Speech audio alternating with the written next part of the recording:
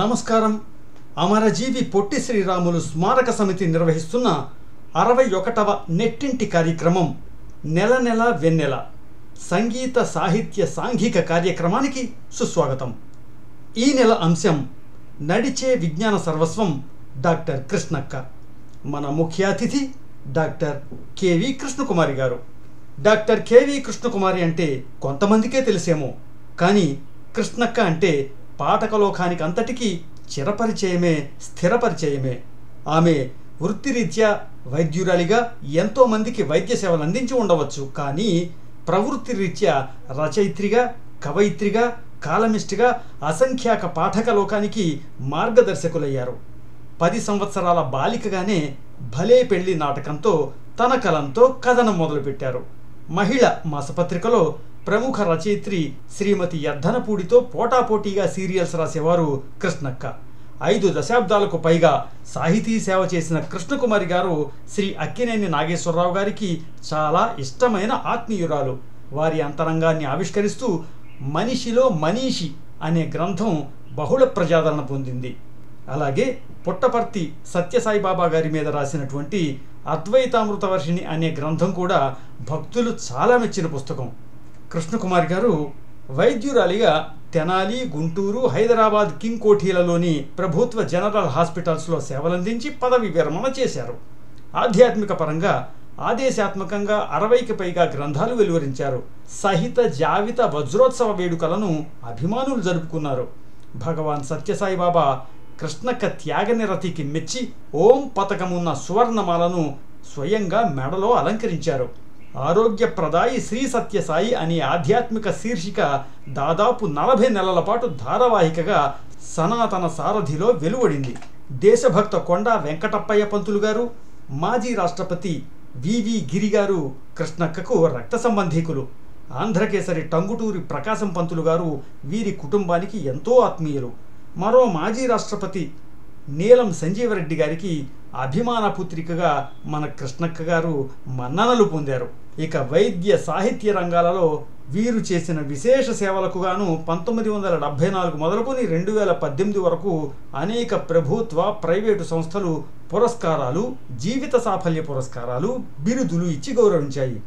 కృష్ణకుమారి గారు సమాజ సేవే పరమావధిగా సేవలందించే క్రమంలో కొన్ని సంస్థలకు అధ్యక్షురాలిగా, వ్యవస్థాపక అధ్యక్షురాలిగా బాధ్యతలు స్వీకరించి ఎంతో దక్షతతో నిర్వహించారు. 1994-95 కాలంలో నంది పురస్కారాల కమిటీ సభ్యురాలిగా కూడా సేవలందించారు. పతండి కృష్ణక్క గారి మనసు ఏంటో తెలుసుకుందాం, వారి అంతరంగాన్ని ఆవిష్కరిద్దాం. సాయిరామ్ అమ్మ.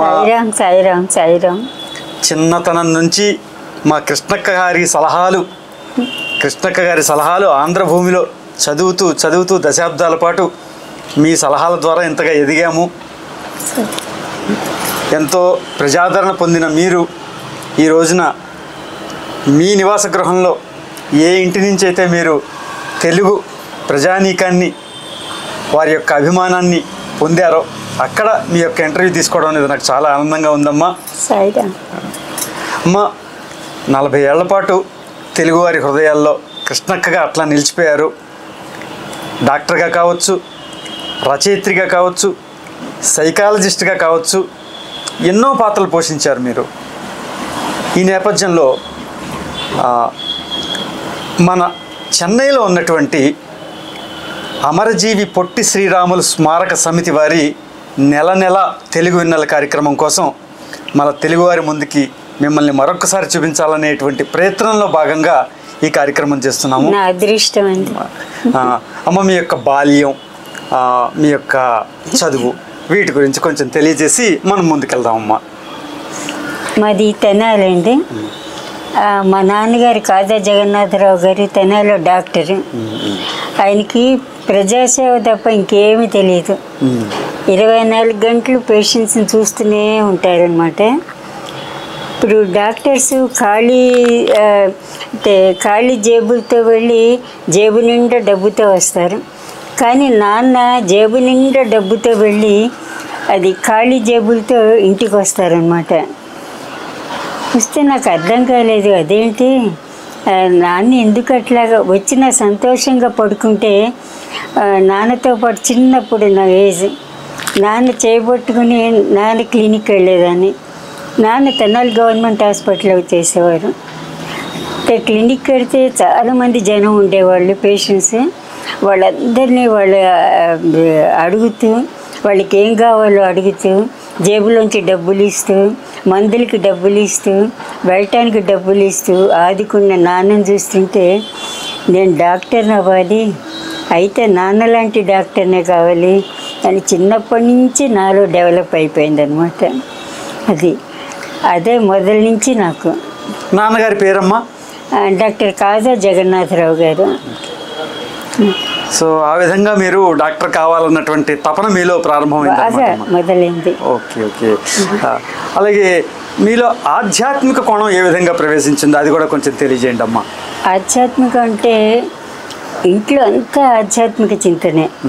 మా తాతగారు బెండపూడి వెంకటకృష్ణారావు గారు గొప్ప కృష్ణ భక్తుడు. అది త్యాగరాజస్వామి ప్రియ శిష్యుడు దేనుకొండ చిన్నయ్య పంతులు గారి శిష్యగణంలో వాడు అనమాట తాతయ్య. అంటే సంగీత విద్వాంసుడు. ఆయన శిష్యురాలు అమ్మ సత్యవతి గారు. అంటే ఇంటంతా కృష్ణ భక్తి తప్ప ఇంట్లో ఏమీ లేదు. మా తాతయ్య 18 అధ్యాయాలు భగవద్గీత పూర్తిగా అంతే కాఫీ కూడా తాగేవాడు కాదు. మా తాతయ్య గుండెల మీద పెరిగి నేను కృష్ణ భక్తిని జీర్ణించుకుపోయాను అనమాట. ఈ రకంగా ఆ విధంగా నాన్నలాగా ప్రతి వాళ్ళలోనూ భగవంతుని చూస్తూ అది అందరి బాధలు నా బాధలుగా అనుకుంటూ అది వాళ్ళని ఆదుకునే తత్వాన్ని నాన్న నుంచి తీసుకుని నేను చిన్నప్పటి నుంచి అట్లా డెవలప్ అయ్యాను అనమాట. అమ్మ, క్రమంగా మీరు రచనా వ్యాసంగంలోకి ప్రవేశించారు. ఈ క్రమంలో మీరు ప్రత్యేకించి ఆంధ్రభూమిలో 40 ఏళ్ల పాటు కృష్ణక్క సలహాల పేరుతో మీరు నిర్వహించినటువంటి ఆ కార్యక్రమం ఏదైతే ఉందో ఆ సలహాల ద్వారా ఎన్నో జీవితాలు బాగుపడ్డాయి. ఎందరో మా కృష్ణక్క తోడబుట్టకపోయినప్పటికీ కూడా తోడై నిలిచినటువంటి కృష్ణక్క ఆ ఫీచర్ గురించి, ఆ ఫీచర్ ద్వారా ఆ సమాజంలో కలిగినటువంటి ప్రభావం గురించి ఒక 2 మాటలు చెప్పండి అమ్మా. కృష్ణక్క సలహా? అవునమ్మా. అంటే చిన్న 10వ సంవత్సరం నుంచి నాకు రాయటం అలవాటు అనమాట. అంటే తెనాలి రామకృష్ణ కవి మా పూర్వీకులు అనమాట. అంటే అమ్మ తరఫు నుంచి ఎందుకో తెలీదు చిన్నప్పటి నుంచి రాస్తూనే ఉండేదాన్ని.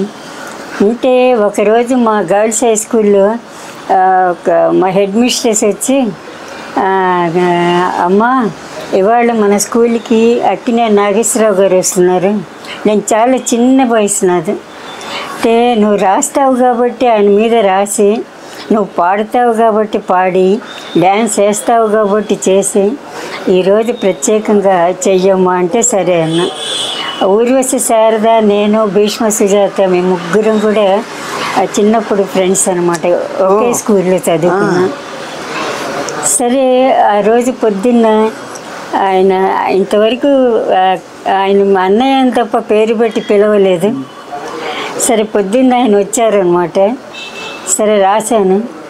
నాట్య కళా మహోదధి కళా ప్రపూర్ణ సుధానిధి స్వాగతము సుస్వాగతము ఎటనేచితివి నటనా చతురత నటనే ఉగ్గుగా పోసిన తల్లి హే నాగేశ్వర ఓ భోగేశ్వర కలకాలము వర్ధిల్లు సోదర అని పాడుతుంటే ఆయన అట్లాగే చూస్తూ కూర్చున్నారు. కళ్ళు గిరిగిరా తిప్పుతారు కదా, ఇట్లా కళ్ళు తిప్పుతూ లేచి దగ్గరికి తీసుకుని తల మీద చేపెట్టి అప్పటి నుంచి మా అనుబంధం అనమాట. చాలా చిన్నప్పటి నుంచి అనమాట. అప్పుడు మీరు ఏం చదువుతున్నారమ్మా? ఇప్పుడే చాలా, అప్పుడు నాకు 10వ ఏడో ఎంత. అంత చిన్న వయసు అమ్మా? చాలా చిన్న వయసు. అప్పటి నుంచి మా అనుబంధం డెవలప్ అయిపోయింది అనమాట. సరే నేను రాస్తూ ఉండేదాన్ని. అంటే అన్ని పత్రికల్లోకి రాస్తుంటే ప్రేమ అంటే ఏమిటి, ప్రేమిస్తే ఏమవుతుంది, ప్రేమ నువ్వెక్కడ అంటే అన్ని పత్రికల్లో రాస్తుంటే మీరు అడిగారు కాబట్టి ఒక అర్ధరాత్రి ప్రేమ నువ్వెక్కడ అని హెడ్డింగ్ పెట్టి అది ఏ పత్రికలోనో నాకు గుర్తులేదు. ఆంధ్రపత్రిక, ఆంధ్రప్రభ అన్నిట్లో రాసేదాన్ని. నేను ఇట్లా పడుకున్నాను అనమాట. అంతలోకి అర్ధరాత్రి గజ్జల చప్పుడు వినిపించింది, ఫ్లూట్ వినిపించింది, తర్వాత అగరత్తుల వాసన వచ్చింది. నేను పడుకున్నాను, నాలోంచి నేను లేచి కూర్చున్నాను అనమాట. ఇంటి ఇట్లా చూస్తుంటే ఒక ఆత్మలాగా కిటికీలోంచి వచ్చి నా వెనకాలకు వచ్చింది. నాకు అర్థం కాలే ఎవరా అని. వెనక్కి తిరిగి చూస్తే రామకృష్ణ పరమహంస వచ్చి నా తల మీద చేయబెట్టి, నువ్వు రాయాల్సింది ఈ ప్రేమ గురించి కాదు, ఈ ప్రేమ గురించి అందరు రాస్తారు, విశ్వప్రేమ తత్వాన్ని గురించి రాయి, ప్రతి వాళ్ళల్లో భగవంతుని చూడు, నీలో భగవంతుని చూడు, నీలో ఉన్న భగవంతుని అందరిలోనూ చూడు. అందుకని నువ్వు ఇప్పుడు శారదాదేవికి నేను భార్యాభర్తలు అనుకుంటారు కాదు, మా అనుబంధం దైవపరమైనది, ఆత్మ పరమాత్మ తత్వం అది. ఇది వివేకానందుడు కూడా నన్ను ఎప్పుడు అడుగుతూ ఉంటాడు, అది దేవుడు ఎక్కడున్నాడని మన మనసులోనే ఉన్నాడు. అందుకని ఇవాళ నుంచి ఈ ప్రేమ గురించి రాయొద్దు, విశ్వప్రేమ తత్వాన్ని గురించి రాయి అని తల మీద చేపెట్టి ఆశీర్వదించారు. అంటే అట్లా వరుసగా కొన్ని రోజులు అనమాట. రాత్రి 12 అయ్యేసరికి ఇట్లా వచ్చేవారు. వస్తే పొద్దున్నేమో తెనాలి గవర్నమెంట్ హాస్పిటల్ బాగా వర్క్ ఎక్కువ అనమాట. ఇంకా ఓపీ చూడాలి, ఆపరేషన్ చూడాలి, పోస్ట్ మార్టం చేయాలి. తర్వాత దాంతో నాకు తెల్లవాళ్ళు ఇట్లా ఉండేసరికి తల గిరగిరా తిరిగిపోయి నేను పని చేయలేకపోయాను.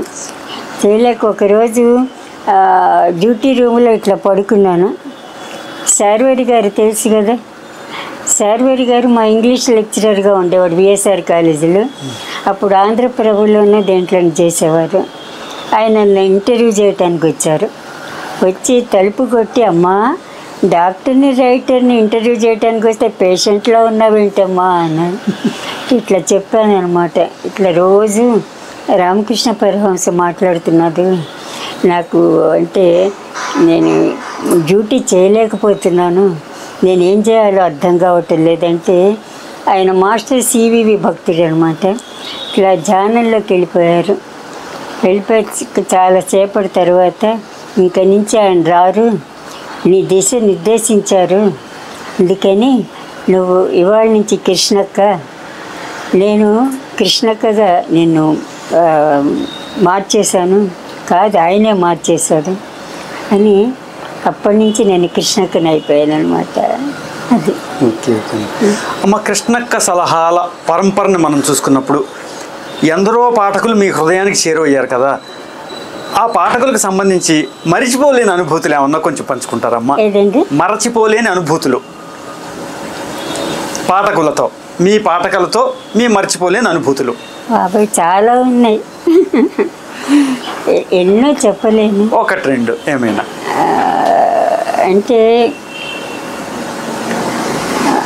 అంటే ప్రతి వాళ్ళు కూడా నన్ను ఎంతో ఆత్మీయంగా అక్క అక్క అక్క అంటూ వచ్చేవారు. అప్పుడే కాదు, ఇప్పుడు కూడా ఫోన్లకి ఇంకా లెక్కలేదనమాట. ఇంకా ఫారెన్ నుంచి అయితే అర్ధరాత్రి 12 గంటలకు ఫోన్లు అనమాట. అంటే ఒకరోజు ఎవరో మినిస్టర్ కొడుకు ఒక ఆత్మహత్య చేసుకుందామని చేసుకోబోతుంటే నేను గుర్తొచ్చాంటే ఆత్మహత్య మానేసి ఫారెన్ వెళ్ళిపోయాడు. అంటే నేను ఎయిర్పోర్ట్కి వెళ్ళా మా సిస్టర్ని డ్రాప్ చేయడానికి. ఆయన ఫారెన్లో పెద్ద పోస్ట్ వచ్చింది. వస్తే ఆయనకి మెడలో దండలేసి ఇట్లాగా తీసుకొస్తుంటే అందరు చాలామంది జనం ఆయన చుట్టూరా ఉన్నాడు. నేనేమో అక్కడ ఆడియన్స్ అక్కడ కూర్చున్నాను అనమాట ఎయిర్పోర్ట్లో. ఆయన గబగబా వచ్చారు. వచ్చి నా దగ్గరికి వచ్చి ఆ పూలదండ నా కాళ్ళ మీద వేసి దండం పెట్టాడు అనమాట. ఇప్పుడు కృష్ణక్క మీరు గుర్తొచ్చారు, అందుకే నేను ఆత్మహత్య చేసుకోలేదు. అంటే చాలా చాలా అనుభవాలు ఉన్నాయి. తర్వాత డాక్టర్గా కూడా చెప్పాలంటే మా నాన్న చెప్పింది ఏంటంటే, ఇప్పుడు నేను చెప్పాను కదమ్మా ప్రతి వాళ్ళలో దేవుణ్ణి చూడాలని, నువ్వెంతైనా బాధపడు కానీ ఎదుటివారి బాధపడేటట్టు మటుకు చేయొద్దు. వాళ్ళ సంతోషమే నీ బాధని తీరుస్తుంది. అంటే నేను నాన్నని ఆదర్శంగా పెట్టుకున్నాను. నేను తెనాలిక హాస్పిటల్లో పనిచేస్తున్నప్పుడు ఒక అర్ధరాత్రి ఒక పేషెంట్ని తీసుకొచ్చారనమాట. నేను అప్పుడే హాస్పిటల్ నుంచి ఇంటికి వచ్చాను. వస్తే ప్రెగ్నెంట్ అనమాట. అది బ్లీడింగ్ అయిపోతుంది పేషెంట్కి. వాళ్ళు అన్నారు, అమ్మా చాలా సీరియస్గా ఉంది, ఏం చేయాలో తోచడం లేదంటే నేను అప్పుడే వచ్చాను. అయినా గబగబా హాస్పిటల్కి తీసుకెళ్ళాం. ఇంకో డాక్టర్ లేదు, లీవ్లో ఉంది. అది ఎమర్జెన్సీ ఆపరేషన్ చేయాలి, తప్పదు. సరే బ్లడ్ గ్రూప్ ఏంటంటే బి పాజిటివ్. అదేమో అప్పుడు అర్ధరాత్రి అవైలబిలిటీ లేదనమాట. అప్పుడు నాకు గుర్తొచ్చింది, నా బ్లడ్ గ్రూప్ బి పాజిటివే కదా అని సిస్టర్తో చెప్పి నా బ్లడ్ తీసి ముందర ఎక్కిస్తూ ఉంటే కాస్త కోలుకుంటుండే అప్పుడు ఆపరేషన్ చేద్దాం అంటే వాళ్ళు తెల్లబోయారు. అదేంటమ్మా అంటే పర్వాలేదు ఆ బ్లడ్ తీసి అమ్మాయికి ఎక్కించారన్నమాట. ఆపరేషన్ చేయటం, చక్కని బాబు పుట్టడం జరిగింది. కానీ ఎంత సంతోషం వేసిందంటే అది నాన్న గుర్తొచ్చాడనమాట. కానీ కొసమరిపు ఏమిటంటే నాన్న గుర్తు రావటానికి ఒక పాయింట్, నేను తెనాలి నుంచి గుంటూరు జనరల్ హాస్పిటల్కి ట్రాన్స్ఫర్ అయ్యాను. ఆ రోజు బస్సులో పెడుతున్నా, నాకు బాగా హై టెంపరేచర్ ఉంది. అంటే బస్సులో ఉండి అంత బాగా నిండిపోయింది బస్సు. కూర్చోటానికి ఏమో చోట్లేదు. ఇట్లా పట్టుకుని ఇట్లా కళ్ళు తిరుగుతుంటే నుంచుంటే నా ముందు నేను ఎవరికైతే ఆపరేషన్ చేశానో ఆవిడ ఒళ్ళో పాపను పెట్టుకుంది, బాబుని. పక్కన హస్బెండ్ కూర్చున్నాడు. హస్బెండ్ వెనక్కి తిరిగి చేసి మన డాక్టర్ గారు నుంచున్నారు, లేచి చోటిద్దాము అంటే వద్దు, చూడకండి వెనక్కి, ఎందుకంటే ఆవిడ చోటిస్తే మళ్ళీ మనం పాప ఏడుస్తుంది బాబు అనేసి నేను విన్నాను అనమాట. విని నాకేమి నాన్న గుర్తొచ్చాడు. ఎందుకంటే నేను అక్కడ కూర్చుని వాళ్ళకి బాధ పెట్టే కంటే నేను బాధపడుతున్నా కూడా వాళ్ళు బాగుంటే అంతే చాలు. అది నాన్న డాక్టర్గా నాకు నేర్పిన అది నీతి సందేశం అన్నమాట. చాలా బాధాకరం నిజంగా. అసలు మీరు ఎవరికైతే బ్లడ్ ఇచ్చి మరి ఒక శిశువు జన్మకి కారణమయ్యారో వాళ్ళే ఈ విధంగా ఆలోచించడం అనేది ఎంతో బాధాకరం అమ్మ. అయినా కానీ దాన్ని మీరు తీసుకున్న తీరు అనేది చాలా స్ఫూర్తిదాయకం, నిజంగా చాలా స్ఫూర్తిదాయకం అమ్మ. అయితే అమ్మ, ఈ క్రమంలో నాన్నగారి నుంచి మీరు ఆ స్ఫూర్తిని పొందారు, వారిని ఆదర్శంగా తీసుకుని మీరు ముందుకెళ్తున్నారు. అయితే నాన్నగారి తర్వాత మీరు అంతగా అభిమానించేటువంటి మరో వ్యక్తిగా శ్రీ నీలం సంజీవరెడ్డి గారు మీ జీవితంలో ఉన్నారు. వారితో మీ ప్రేమానుబంధాన్ని కూడా కొంచెం తెలియజేయండి. అది అంకులు నాన్న బాగా ప్రాణ స్నేహితులు అనమాట. అంటే తను నాలుగో కూతురిగా చూసుకుంటారు నన్ను. అంటే ఆత్మపరంగా ఆయన మానస పుత్రికని. అంటే ఆయన ఇంటికి వచ్చినప్పుడు 62లో అనుకుంటే అప్పుడు అంకుల్ చీఫ్ మినిస్టర్గా ఉన్నారు. అంటే కృష్ణ నీకు ఏం చదవాలనుంది అన్నాడు. అంటే డాక్టర్ని అవుతాను అంకుల్, అది కూడా నాన్న లాంటి డాక్టర్ని అవుతాను. అంటే కాకినాడలో మాకు రంగరాయ మెడికల్ కాలేజీని అది అంకులే ఇనాగ్రేట్ చేశారు 58లో. అయితే సరే అందులో నువ్వు జాయిన్ అవుదు కానీ అని అందులో జాయిన్ చేయటానికి అంకులే నన్ను కాకినాడలో జాయిన్ చేయించారనమాట. చేయించి మా ప్రిన్సిపల్ వాడితో మాట్లాడుతూ, కృష్ణ మీకే కాదు నాకు కూడా పేరు తీసుకొస్తుంది, నాకే కాదు మీకు పేరు తీసుకొస్తుంది అని ఆశీర్వదించారనమాట. ఒకరోజు పెద్ద మీటింగ్ జరుగుతుంది, అంకుల్తో పాటు నేను కూడా వెళ్ళా. వాళ్ళు మైక్ పట్టుకుని నీలం సంజీవరెడ్డి గారికి ఒక కొడుకు 3 కూతుళ్ళు ఉన్నారని చెప్తుంటే అంకుల్ మైక్ తీసుకుని, కాదు నాకు 4 కూతుళ్ళు నా కృష్ణతో కలిపి. అంటే అటువంటి అనుబంధం అన్నమాట మా అంకుల్కి. ఎంత చెప్పినా తక్కువే అవుతుంది. ఆయన వర్ధంతులన్నీ నేనే చేశాను అన్నమాట. అలాగే మా తర్వాత నాన్నగారి తర్వాత శ్రీ నీలం సంజీవరెడ్డి గారి తర్వాత మీరు ఆత్మీయంగా అభిమానించేటువంటి అన్నయ్యగా ఆత్మీయంగా అభిమానించేటువంటి వారు కూడా మిమ్మల్ని చిట్టి చెల్లెలుగా ఎంతో ప్రేమించారు. సో ఆ అన్నయ్య అక్కినేని గారి గురించి కూడా, వారితో మీ అనుబంధం, మీ ప్రస్థానం గురించి కూడా దయచేసి తెలియచేయండి. అంటే అంత తర్వాత లేదు కానీ అందరి హృదయంలోనే ఉన్నారు. అంటే అన్నయ్య చిన్నప్పటి నుంచి అటాచ్మెంట్ బాగా. అంటే తెనాల్లో ఉన్నప్పుడు నాకు ఫోన్ వచ్చేది. ఫోన్ వస్తే అంటే నాన్నకే ఫోన్ ఉండేది డాక్టర్కి. సరే ఫోన్ చేస్తే హలో అంటే, అమ్మా నేను సెట్ మీద కడుతున్నాను, నేను అన్నయ్య పాత్ర వేస్తున్నాను, ఒక్కసారి అన్నయ్య అని పిలవ్వా, నాకు ఇన్స్పిరేషన్ రావాలి అంటే అన్నయ్య అనేదాన్ని. ఓకే అను అంటే అట్లాగా మాకు డెవలప్ అయిపోయింది అనమాట. తర్వాత ఇంకా మేము ఉత్తరాలు రాసుకోవటం ద్వారా ఇంకా బాగా మాకు అటాచ్మెంట్ ఎక్కువైంది. తర్వాత హైదరాబాద్ వచ్చిన తర్వాత 80లో గవర్నమెంట్ కింగ్కోటి జనరల్ హాస్పిటల్లో అసిస్టెంట్ సర్జన్గా ఇక్కడ జాయిన్ అయ్యాను. ఇక్కడికి వచ్చాక అన్నయ్య వాళ్ళ ఇంట్లో అంటే అందరూ నాకు బాగా అటాచ్మెంట్ కాబట్టి అందరికీ పండగలు ఏ సంవత్సరానికో 6 నెలలకో 3 నెలలకో వస్తాయి, కానీ అన్నయ్య వాళ్ళ ఇంట్లో ప్రతి ఆదివారం పండుగ. ఎందుకంటే ప్రతి ఆదివారం ఇంట్లో అందరూ కలిసి పండగలాగా చేసుకుంటారు అనమాట. నేను పొద్దున్నే వెళ్ళిపోతాను అక్కడికి. ఎప్పుడైనా వెళ్ళకపోతే ఫోన్ వస్తుంది, అమ్మా ఇవాళ ఆదివారం నువ్వు ఇంట్లోనే ఉన్నావా, ఒంట్లో బాగానే ఉందా అంటే వెంటనే వెళ్ళేదాన్ని అనమాట. అది ఇంకా వదిన అందరూ కూడా ఎంతో మాకు అటాచ్మెంట్. అంటే తర్వాత అక్కడ ఉండి నేను రాసేదాన్ని కొన్ని నవల్స్. నా వెనకాలే నుంచునేవారు. అమ్మ నాకు పూర్వజన్మలు పునర్జన్మలు అంటే నమ్మకం లేదు, కానీ మన అనుబంధం చూస్తే ఉన్నాయనిపిస్తుందమ్మా అనేవారు. ఒకరోజు అన్నాను, అన్నయ్యని చూడటానికి అంత అభిమానులు వచ్చేవాళ్ళు. వస్తుంటే వాళ్ళు ఒక్కొక్కళ్ళు ఇంజనీర్లకేమో వాళ్ళ సబ్జెక్ట్ చెప్పేవాడు అన్నయ్య, వేదాంతం వాళ్ళకేమో వేదాంతంలో చెప్పేవాడు, డాక్టర్స్ వస్తేనేమో వాళ్ళకి వైద్యపరంగా చెప్పేవాళ్ళు. అన్నయ్య చెప్పని సబ్జెక్ట్ అంటూ లేకపోతే వాళ్ళందరూ దండం పెడుతుంటే నాకు అనిపించింది, వాళ్ళు కాసేపటికే వాళ్ళు ఇట్లా అయిపోతున్నారే, మరి నాకు చిన్నతనం నుంచి అటాచ్మెంట్ కదా, అన్నయ్య మీద పుస్తకం రాస్తే ఎట్లా ఉంటుంది జీవిత చరిత్ర అని. అన్నయ్య మీ జీవిత చరిత్ర రాయాలని ఉందంటే, రాయమ్మా, రాసేది నువ్వు కాదు కదా నేనే కదా అంటే మనిషిలో మనిషి డాక్టర్ అక్కినేని రాశానమాట. అది ఆంధ్ర భూమిలో చాలా సంవత్సరాలు ఇట్లా వచ్చింది. వస్తే అంత బాగా అందరిలోకి స్ప్రెడ్ అయిపోయింది అనమాట.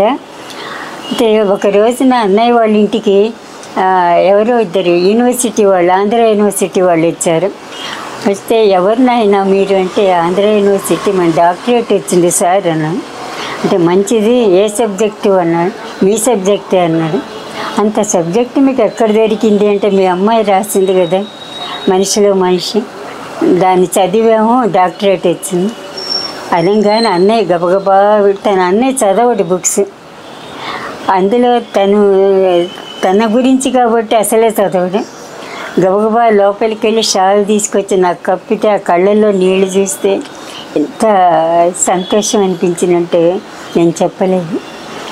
తర్వాత ఈ సందర్భంలో కింగ్కోటి హాస్పిటల్లో నేను ఆపరేషన్ చేస్తున్నాను. చేస్తుంటే వార్డు బాయ్ వచ్చి, అమ్మ మీకు అర్జెంట్ ఫోన్ వచ్చింది అన్నాను. ఎవరినైనా ఆపరేషన్స్లో ఉన్నాను కదా అన్న. అంటే కాదమ్మా అర్జెంటుగా మాట్లాడాలట, అరగంట తర్వాత చేయమన్నాము. అరగంట తర్వాత మళ్ళీ వచ్చాడు.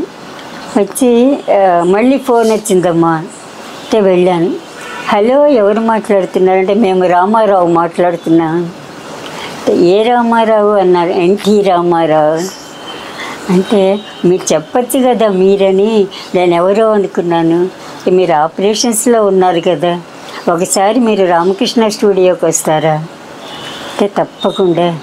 ఎందుకంటే అమ్మ వాళ్ళంతా కృష్ణ భక్తులు కదా, ఆయనలో కృష్ణుడు నిజంగా ఆయనలో రాముణ్ణి కృష్ణుడిని అందరూ దర్శించుకునేవాడు కదా. అంటే ఆ, ఆయన ఉన్నట్టయితే ఆ, పూజా గృహంలో కూడా ఆయన కృష్ణుడిగా ఉండేవారు. అయితే సరే వస్తా అమ్మ అందరం వెళ్ళాం. వెళితే అక్కడ ప్రెస్ కాన్ఫరెన్స్ జరుగుతుంది. భగీరథ వాళ్ళందరూ కూర్చున్నారు. భగీరథ గారు, మా కృష్ణ గారు ఎందుకు రమ్మన్నానో మీకు తెలుసా? తెలియదంటే, వీరు మా బ్రదర్ గురించి మనిషిలో మనిషి డాక్టర్ అక్కినేని రాస్తున్నారు, చాలా బాగుంది, మా జీవిత చరిత్ర కూడా తమను రాయొచ్చు కదా అన్నా.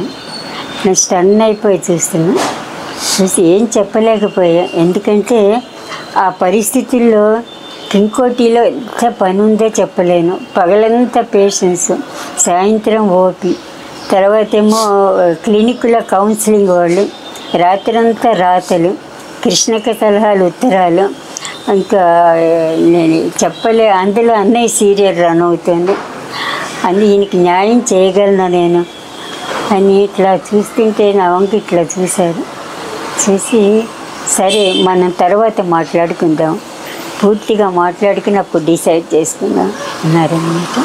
నేను అనుకున్నాను తర్వాత తప్పకుండా రాస్తాను, ఎందుకంటే ఈ ప్రెషర్స్ అన్నీ అయ్యాక కాస్త అదే, ఎందుకంటే రాయాలంటే న్యాయం చేయాలి కదా. అంటే అప్పుడు వీళ్ళందరూ కలిసి అన్నయ్యతో చెప్పారు, నాగేశ్వరరావు గారు అది మీ బ్రదరు మీ చెల్లెని తన జీవిత చరిత్ర రాయమన్నారు. ఏమన్నా నువ్వు అన్నా. నా సంగతి తెలుసు కదా అన్నయ్య, ఎంత టెన్షన్స్లో ఉన్నానంటే ఇట్లా అన్నారనమాట. ఆ తర్వాత రాద్దాం అనుకున్నా, అది 80లోది, ఇప్పుడు 81. అంటే అన్నగారు రాజకీయాల్లోకి వెళ్ళిపోయారు, అందుకని ఆగిపోయిందన్నమాట. అలాగే ఈ నీలం సంజీవరెడ్డి గారికి సంబంధించి కూడా మీరు పుస్తకాలు రాశారు కదా? ఎవరండి? మా సంజీవరెడ్డి గారు అమ్మా. సంజీవరెడ్డి గారికి సంబంధించి కూడా మీరు పుస్తకాలు రాశారు కదమ్మా, వాటి గురించి కూడా ఒక 2 నిమిషాలు. అంటే మా అంకుల్ గురించి ఎంతైనా రాయొచ్చు. నిజంగా ఆయన నిష్కళంక రాజకీయ నాయకుడు అనమాట. జీవితం అంతా త్యాగం చేశారు. ఎంతైనా రాయొచ్చు. ఆయన చెప్పాలంటే ఆయన పరమ భక్తుడు అనమాట, శ్రీరాముని భక్తుడు అనమాట. పొద్దున్నే లేచి రాముడికి పూజ చేయందే ఏ పని మొదలు పెట్టేవారు కాదు. మా ఆంటీ కూడా అంతే, పొద్దున్నే తులసి పూజ చేసి. ఇది అంకుల్ గురించి ఎంత చెప్పినా తక్కువే అవుతుంది. అది తనకి ఇది భాషా భేదాలు లేనట్టే, ఇంకా ఆంధ్ర తెలంగాణ అని కానీ అసలు ఏమీ లేదనమాట. అందరూ ఒక్కటే. అటువంటి మా అంకుల్ గురించి నేను పుస్తకం రాయాలనుకున్నాను. ఒకరోజు అంకుల్ ఫోన్ చేసి, తను రాష్ట్రపతిగా ఉన్నప్పుడు, కృష్ణ నేను రాష్ట్రపతిగా దిగిపోబోతున్నాను, నువ్వు ఎప్పుడు వస్తావు రాష్ట్రపతి భవన్కి అని. వస్తాను అంకుల్ అన్న. అంటే సరే వెళ్ళాను అనమాట. తమ్ముడు ప్రభాకర్, రామకృష్ణ, మేము ముగ్గురం వెళ్ళాం రాష్ట్రపతి భవన్లో. కొన్ని రోజులు అక్కడ ఉన్నాము. అంటే అప్పుడు ప్రతి ఆదివారం అక్కడ సినిమాలు చూసేవాళ్ళు రాష్ట్రపతి భవన్లో. మేము కిందకి లిఫ్ట్లో దిగి వస్తుంటే అంకుల్ని అట్లా చూస్తుంటే నాకు ఎందుకో దండం పెట్టాలనిపించింది. దండం పెడితే నా నెత్తి మీద టకామని కొట్టాడు. ఏంటి కృష్ణ పరాయి వాళ్ళలో నెత్తి దండం పెడతావు? అంకుల్ మీ గురించి రాయాలనుంది నాకు అంటే, రాయి కృష్ణ, అది ఇందిరాగాంధీ అది నెహ్రూ నుంచి ఉత్తరాలు దాచిపెట్టుకున్నట్టే నువ్వు నా ఉత్తరాలన్నీ దాచిపెట్టుకున్నావు కదా కృష్ణ, అది జన్మజన్మల అనుబంధం. మా అంకుల్ ఇంట్లో అందరికీ ఆత్మబంధువు అనమాట. ఆయన అంటే వాళ్ళు లేరని నేను ఎప్పుడూ అనుకోను, ఎప్పుడు మనసులోనే ఉంటారు. అమ్మ, మీరు చదువుకున్న రోజుల్లో ఊర్వశి శారద గారు కూడా మీ మిత్రులని చెప్పారు కదా, శారద గారికి సంబంధించి ఏమన్నా మీ అనుభవాలు అనుభూతులు కొంచెం పంచుకుంటారా? అంటే శారద నేను ఒకే క్లాస్లో బ్రాంచ్ అది గర్ల్స్ హై స్కూల్లో చదివేవాళ్ళం అనమాట. అంటే మేము డ్రామాలో వేసేవాళ్ళం, డాన్స్ అది. అంటే తను తన్ని నేను పాప అనే పిలుస్తా, అంటే శారద అని ఎప్పుడు పిలవాలి. తనే కృష్ణ కృష్ణ కృష్ణ అంటుంది. మాది చిన్నప్పటి నుంచి ఇప్పుడు దాకా కూడా మేము ఫోన్లో మాట్లాడుకుంటూనే ఉంటాం. తన ఆధ్యాత్మిక పరంగా కూడా ఇప్పుడు పూర్తిగా డైవర్ట్ అయిపోయిందనమాట. నాకు ఎంతో చిన్నప్పటి స్నేహితురాళ్ళు, నాకు అతి ముఖ్యురాలన్నమాట పాప. శారద నేను ఎప్పుడు అనలేదు, ఎప్పుడు మాట్లాడుకుంటూనే ఉంటాం. అమ్మ, మీ జీవితంలో అత్యంత ముఖ్యమైనటువంటి భాగం ఏదన్నా చెప్పుకోవాలంటే ప్రత్యేకించి శ్రీ సత్య సాయిబాబా వారు, వారితో మీ అనుబంధం ఏ విధంగా ప్రారంభమైంది, ఆ ఆధ్యాత్మిక ప్రయాణాన్ని గురించి కూడా కొంచెం తెలియచేయండి. ఆధ్యాత్మికం అత్యంత ముఖ్యమైనదన్నమాట. ఎందుకంటే ఎప్పుడు కృష్ణ ధ్యానంలో ఉండేదాన్ని, మా తాతయ్య పరంగా అమ్మ పరంగా అన్నమాట. అంటే ఒకరోజు కాకినాడలో నేను చదువుతున్నప్పుడు మా కాలేజీ ఎదురుగుండా ఇంజనీరింగ్ కాలేజీ క్యాంపస్ ఉంది. అంటే నేను బుక్ చదువుకుంటుంటే ఇక్కడ గాలిలో అట్లాగా కృష్ణుడు అర్జునుడికి భగవద్గీత చెప్తున్నట్టుగా వినిపించి పుస్తకం తీసుకుని వెళ్ళిపోయాను. పోతే అక్కడ చాలామంది ఉన్నారనమాట. అంటే చూస్తే స్టేజ్ మీద స్వామి భగవాన్ సత్యసాయి ఇట్లాగా అనుకుంటూ ఇట్లా తిరుగుతున్నారనమాట. భగవద్గీత చెప్తున్నారు. చెప్తుంటే నాకు అసలు ఎంత ఇదైపోయిందంటే అట్లాగే చూస్తూ ఉండిపోయాను. అట్లాగే స్వామి ఉన్ననాళ్ళు కూడా అక్కడ కాకినాడలో అట్లా ప్రతిరోజు వెళ్ళేదాన్ని. ఒకరోజు చీకటిగా ఉంది, అంటే ఎవ్వరు కనిపించలేదు. ఒక్కసారి ఏడుపు వచ్చేసింది. అప్పుడు నాకు చాలా చిన్న ఏజ్ అనమాట. కాకినాడ జాయిన్ అయినప్పుడు చాలా చిన్న ఏజ్. ఇట్లా ఏడుస్తూ ఉంటే నా వెనకాల ఒక ఆయన ఇట్లాగా నడుచుకుంటూ వచ్చాడు. అమ్మా స్వామి కోసమా అంటే అవును అన్న.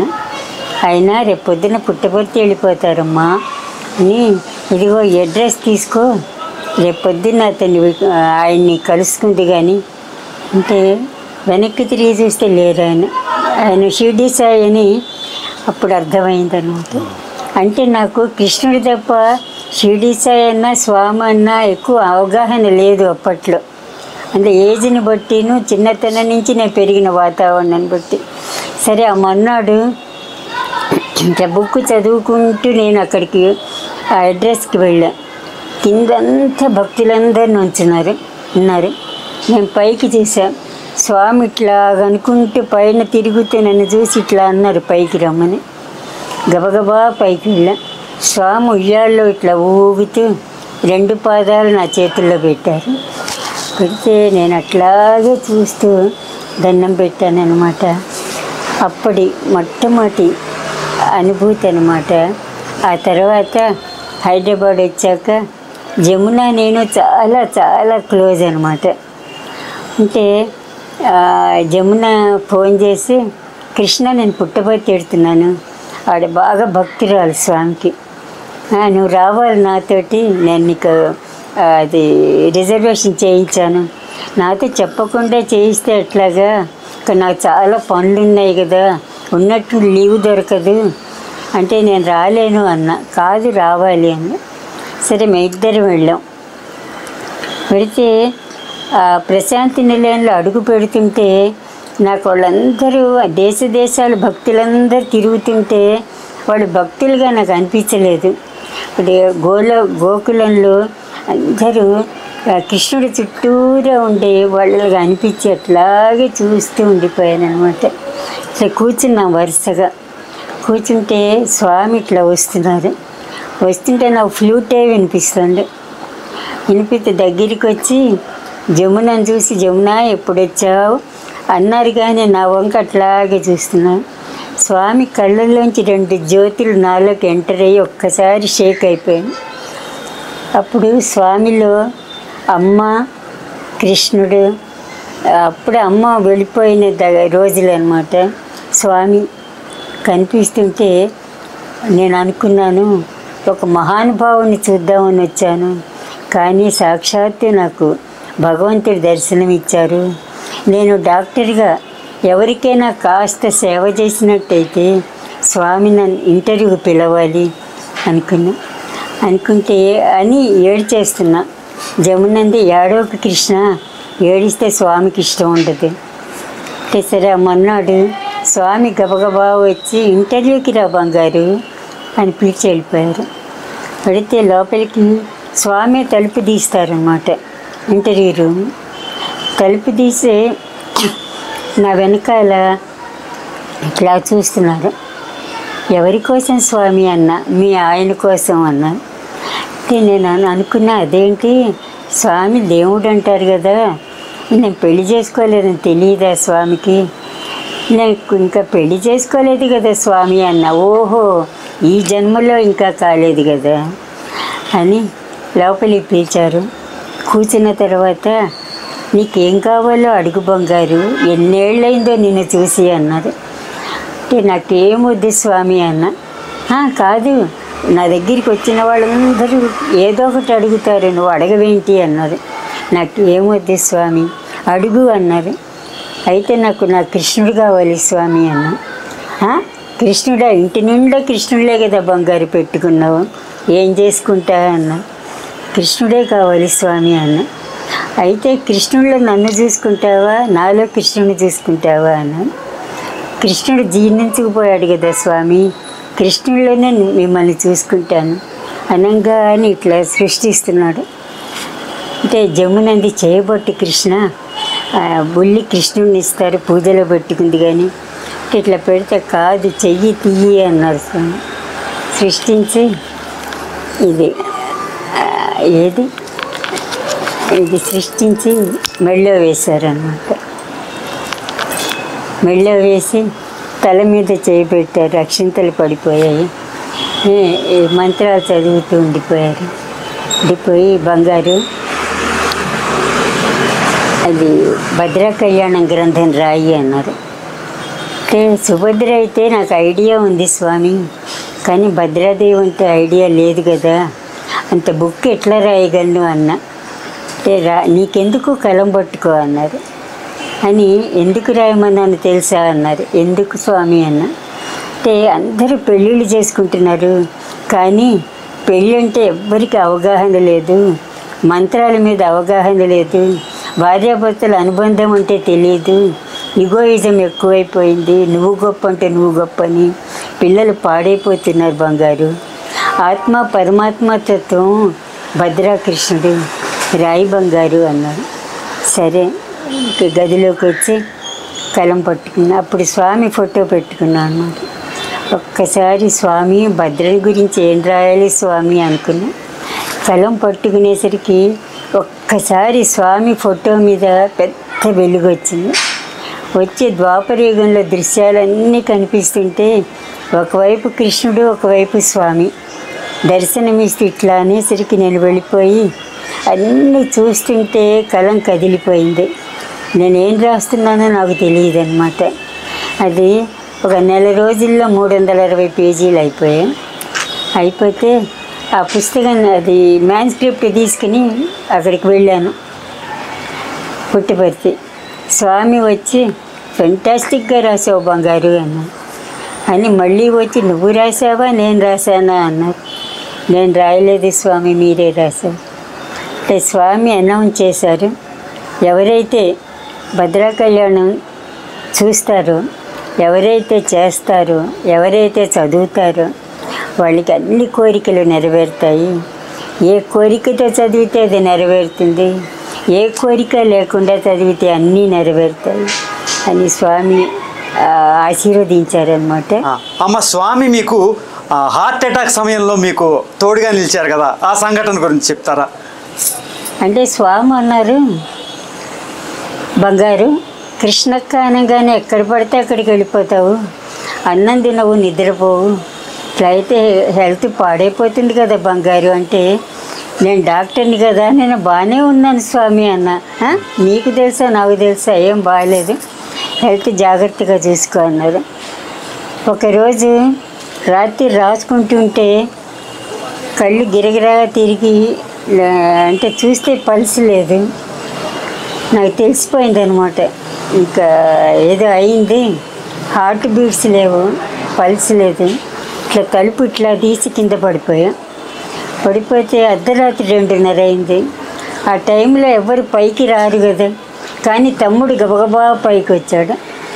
వచ్చి అదే తలుపు తీసి పడిపోయాను కదా, అప్పుడు నన్ను కేర్ హాస్పిటల్కి తీసుకెళ్ళి టెస్ట్ చేసి 90% బ్లాక్ ఉంది హార్ట్, బతికే మనిషి కాదు, అర్జెంటుగా హార్ట్ ఆపరేషన్ చేయాలి అంటే, నా పరిస్థితిలోనే అమ్మ వెళ్ళటం, అమ్మ మళ్ళీ తిరిగి ప్రాణాలతో రాకపోవటం, దాంతో తమ్ముడు వాళ్ళు డిప్రెస్ అయిపోయారు అన్నమాట.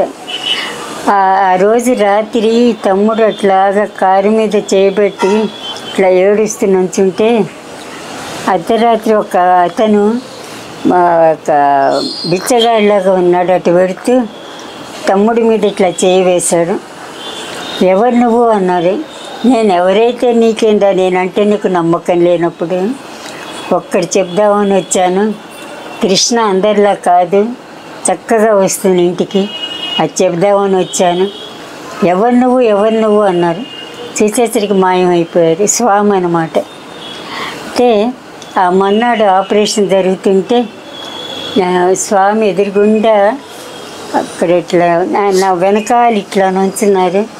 ఎదురుగుండానేమో అది యమభటులు ఉన్నారు. అంటే స్వామి ఇట్లా ఉండేసరికి వాళ్ళు పారిపోయారు అనమాట. చాలాసేపు ఆపరేషన్ జరిగింది. ఇప్పుడు జరుగుతున్నంతసేపు సాయి గాయత్రి స్వామి చెప్పిస్తూనే ఉన్నారు. ఆ తర్వాత నేను పుట్టపర్తి వెళ్ళి స్వామి వచ్చి ఇంటర్వ్యూకి రా బంగారు అన్నారు. ఎప్పుడు నేను జమునే కదా వెళ్ళి కూర్చున్నాక, స్వామి ఆపరేషన్ తర్వాత మొట్టమొదటిసారి స్వామి మీ దగ్గరికి వచ్చానన్న. చాలామంది ఉన్నారు అక్కడ. ఏ ఆపరేషను అన్నారు. ఒక్కసారి మళ్ళీ నా గుండె ఆగిపోయినట్టు. ఎందుకంటే 4వ ముద్రణలో రాశా, ఇట్లా స్వామి వచ్చారు, బ్లెస్ చేశారు అని. అదేంటి అట్లా అంటే, అంతే నేను రాసింది అబద్ధం అనుకోరా, ఏంటి స్వామి తెలియనట్టు అంటారు అన్న. నువ్వు తెలియనట్టు చెప్పటం లేదా, అన్ని గంటలు నీ దగ్గర ఎవరున్నారు అని అందరికీ చెప్పి, పాపం మరో జన్మ వచ్చింది అని. బంగారు నీకేం కావాలి బంగారు చెప్పు, పునర్జన్మ వచ్చింది కదా, నాకేం వద్దు స్వామి చెప్పు అన్నారు. అంటే పాద నమస్కారాలు బ్యాన్ చేశారు కదా స్వామి, కాసేపు పాదాలు పట్టుతాను. 2 పాదాలు నా చేతిలో పట్టుకున్నారనమాట. బ్లెస్ చేశారు. ఇంకా అప్పటి నుంచి కూడా ఇంట్లో తిరుగుతూనే ఉంటారు స్వామి. చాలా ఉన్నాయి చెప్పాల్సింది. స్వామితో మీ అనుబంధం అనేది ఒక అనంతమైనటువంటి ప్రస్థానం అమ్మ, నిజంగా అసలు. సో ఈ క్రమంలో మనం మరో అంశం గురించి చెప్పుకుంటే, కర్మయోగి పుస్తకాన్ని అన్నగారు అడిగారు కదమ్మా మిమ్మల్ని. కర్మయోగి పుస్తకం, కర్మయోగి ఆ సందర్భాన్ని గురించి చెప్తారమ్మా. కర్మయోగి తాతయ్య జీవిత చరిత్ర అనమాట. అంటే అంతా కృష్ణపరమైంది. చిన్నప్పటి నుంచి తాతయ్య కృష్ణుని ఏ విధంగా కొలిచారు, తాతయ్యలో కృష్ణుడు ఎట్లాగా అంతర్యామిగా ఉన్నారు, ఇంత మొత్తం అనమాట. తాతయ్య అట్లా కూర్చుని భగవద్గీత అనుకుంటూ ఉంటే వెనకాలంతా ఇట్లా ఆరా వచ్చేది. వస్తే నేను అన్నాను, తాతయ్య అందరూ తీర్థయాత్రలకు వెళ్తారు కదా, నువ్వు ఎక్కడికి వెళ్ళవేంటంటే తాతయ్య నవ్వి అది మనలోనే ఉన్నారు, అది కృష్ణుడు మనం ఎక్కడ కూర్చుంటే అక్కడే ఉంటారు, మన మనసులోనే ఉంటారు అని. అది కర్మయోగిలో అంతా రాశానమాట. ఇప్పుడు అన్నగారు ఎవరితోనో అన్నారు, కర్మయోగి పుస్తకం వచ్చిందట నేను చూడలేదు అని. అంటే ఆ కర్మయోగి పుస్తకం తీసుకుని అన్నగారి దగ్గరికి వెళ్ళాం. వెళితే కర్మయోగి తీసుకుని ఎంతో సంతోషించి ఇట్లా దండం పెట్టుకుని, ఇంకా అదృష్టవంతురాలు మీరు, అది కృష్ణారావు గారు లాంటి తాతగారు ఉన్నారు, అంతా కృష్ణ భక్తులు అని ఆ కర్మయోగి గురించి తెలుసుకుని, ఒక్కటి చెప్దామని వచ్చానమ్మా, చెప్దామని పిలిచాను. నాకు పాండవులందరికంటే కూడా యుధిష్ఠిరుడి క్యారెక్టర్ అంటే చాలా ఇష్టము. కానీ నేను మీ చేత రాయిద్దాం అనుకున్నాను, ఆ అవకాశం లేదు, ఇప్పుడు రాజకీయాల్లోకి వెళ్ళిపోయాను కదా అని బాధపడ్డారనమాట. ఎన్నో మధురానుభూతులమ్మా, ఎన్నెన్నో మధురానుభూతులు మూట కట్టుకున్నారు మీరు. అదే అమ్మ, సాహితీ రంగంలో ప్రత్యేకించి సినిమా పాటల విషయంలో ఒక ఉన్నతమైన స్థానాన్ని పొందిన వ్యక్తి సి నారాయణ రెడ్డి గారు. సి నారాయణ రెడ్డి గారికి సంబంధించి ఏమన్నా కొంచెం? నారాయణ రెడ్డి గారు చాలా చాలా అదే ఆత్మీయులు అనమాట. ఎందుకంటే అన్నయ్య నారాయణ రెడ్డి గారు చాలా క్లోజ్గా ఉంటారు. నేను అన్నయ్య నారాయణ రెడ్డి గారు ఎన్ని వందల మీటింగ్స్కి వెళ్ళామో చెప్పలేను అనమాట. అంటే ఒక రోజున నారాయణ రెడ్డి గారు అన్నయ్యకి ఫోన్ చేశారు, నాగేశ్వరరావు గారు, నేను సుశీల నారాయణ రెడ్డి అవార్డు ఇస్తున్నాను, మీరు ముఖ్య అతిథిగా రావాలి. నేను వస్తాను కదా, ప్రత్యేకంగా చెప్తారేంటి అన్నాను. అని ఎవరికి ఇస్తున్నారు అన్నారు. మీ చెల్లాయికి ఇస్తున్నాను. అయితే నేను రాను అన్నాను. అదేంటి అన్నాను. అదేంటంటే నేను చెల్లాయికి ఇస్తుంటే నేను ప్రేక్షకుల్లో కూర్చుని అందరూ తను పొగుడుతుంటే అభిమానిస్తుంటే విని ఆనందపడతానే కానీ స్టేజ్ మీద ఎవరోలాగా కూర్చుని నేను చెప్పలేను తన గురించి. ఏమనుకోవద్దు నారాయణ రెడ్డి గారు, నేను ప్రేక్షకుల్లో ఉంటాను, స్టేజ్ మీదకి రాలేను. నారాయణ రెడ్డి గారు అన్నారు, కాదు నాగేశ్వరరావు గారు, మీరు తండ్రి ప్లేస్లో రండి, నేను అన్నయ్య ప్లేస్లో ఉంటాను. ఓకే అన్న. సరే నారాయణ రెడ్డి గారు అవార్డు నాకు ఇవ్వటం జరిగిందనమాట. ఇద్దరు కలిసి ఇచ్చారు. తర్వాత అన్నయ్య భౌతికంగా వెళ్ళిపోయాక ఒకరోజు ఆ రోజు నేను నారాయణ రెడ్డి గారు ఇద్దరమే ఉన్నాం. మా మధ్యలో అన్నయ్య లేరు. స్టేజ్ మీదకి వెడుతుంటే నేను ఏదో ఆలోచిస్తే మెట్లు ఎక్కుతుంటే నారాయణ రెడ్డి గారు అట్లా చూశారు.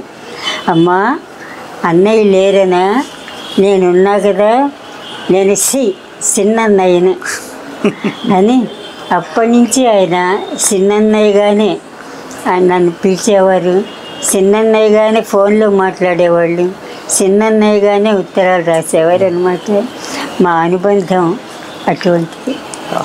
అద్భుతం అమ్మ. సో మీ చిన్నన్నయ్య గారి నుంచి దాశరథి గారి దగ్గరికి వెళ్దాం. దాశరథి గారు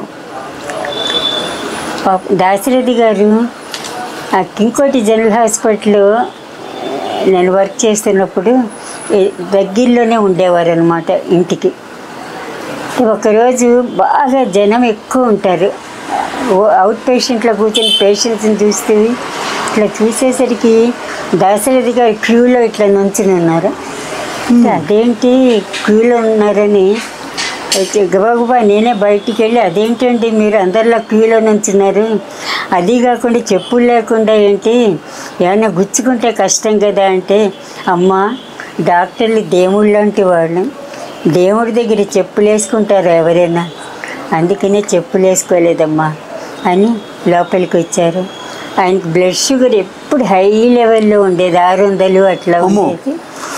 ఎందుకంటే ఆయన జైల్లో ఉన్నప్పుడు అన్నంలో సిమెంట్ కలిపి పెట్టేవారు అనమాట. దాంతో లివర్ ఇదైపోయి బాగా ఎక్కువగా ఉండేది షుగర్ లెవెల్. చివరిదాకా నేను ఆయన్ని చూస్తూనే ఉన్నానన్నమాట. తర్వాత ఒకరోజు క్లినిక్ వచ్చినప్పుడు అది ఏంటమ్మా హడావుడిగా ఉన్నావు అన్నారు. అంటే ఢిల్లీలో ఫంక్షన్కి పిలిచారు, అంటే అది recent trends in modern literature గురించి మాట్లాడమని, దాని గురించి ఆలోచిస్తున్నాను అంటే ఆయన గబగబా పెన్ను పట్టుకుని గబగబా రాసేశారు అనమాట. రాసి ఇది చెప్పమ్మా మీటింగ్లో, ఇది చదువు అన్నాను. సరే దండం పెట్టి అది తీసుకెళ్ళి మీటింగ్లో మాట్లాడుతూ దాశరథి గారు రాసిన చదివేశాను. చదివేసరికి అందరూ తప్పట్లు పెట్టి నాకు ప్రత్యేకంగా సన్మానం చేసి షాల్ కప్పి దండ వేస్తే నేను చెప్పాను, ఇది నాది కాదు, దాశరథి గారికి చెందుతుంది, ఇదంతా ఆయన రాశారు ఇది అని. హైదరాబాద్ వచ్చాక దాశరథి గారికి ఆ షాల్ కప్పి ఆ దండేసి దండం పెట్టానన్నమాట. ఆయన కళ్ళ నీళ్ళు పెట్టుకున్నారనమాట. తర్వాత అన్నయ్యకి దాశరథి గారికి చాలా చాలా చాలా అనుబంధం ఉంది. ఎంత చెప్పినా తక్కువే అవుతుంది అన్నమాట. అద్భుతం అమ్మ, అద్భుతం. ఇలాగ మీరు చెప్తూ ఉంటే కాలం కరిగిపోతూ ఉంది. అమ్మ, అలాగే అబ్దుల్ కలాం గారు.